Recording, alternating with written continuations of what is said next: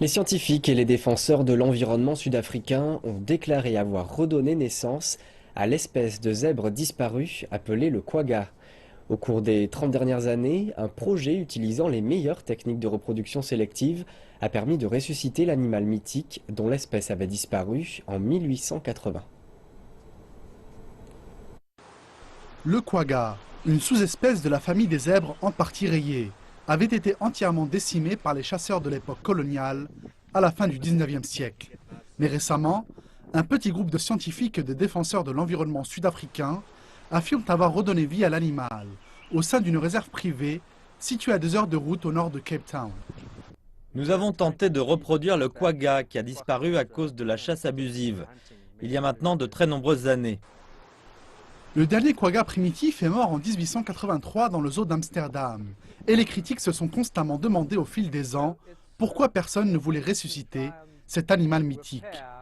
Nous avons simplement tenté de réparer les dommages écologiques causés depuis plusieurs décennies déjà.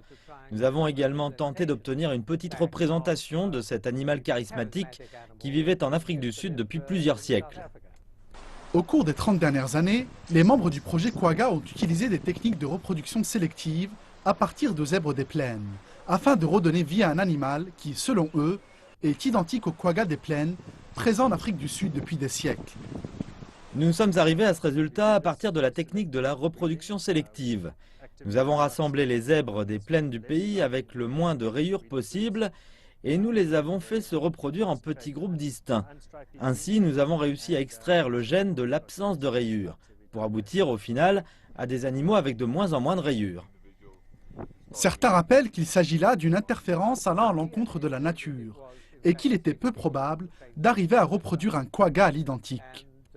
Les analyses d'ADN montrent clairement qu'il s'agit de la même espèce que celle des zèbres des plaines. Elles sont vraiment identiques.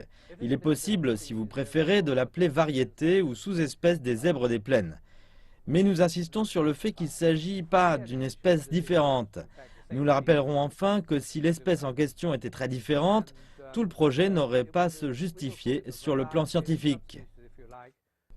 Alors que les critiques continuent de s'interroger sur les différents processus menés, les résultats sont là pour témoigner de la réussite des nombreuses tentatives.